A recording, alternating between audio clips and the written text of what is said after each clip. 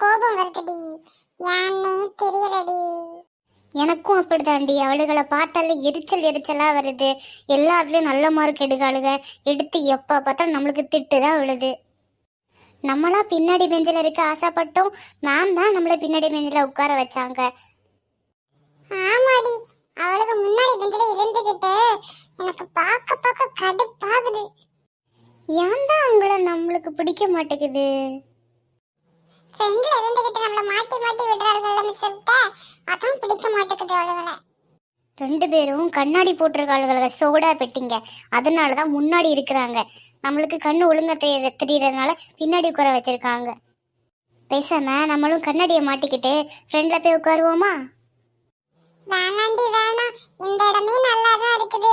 எப்ப பார்த்தாலும் நம்ம எல்லாத்தையும் கலாய்ச்சிட்டு இருக்கலாம், யார் என்ன பண்றாங்கன்றத பார்க்கலாம், சாப்பாடு அடிக்கடி யாருக்கும் தெரியாம சாப்பிடலாம். இதுவே இருக்குதுடி, ஜாலியா தான் இருக்குது. சரி சரி, இங்கேயே இருப்போம். மேம் வராங்கடி, மேம் வராங்க.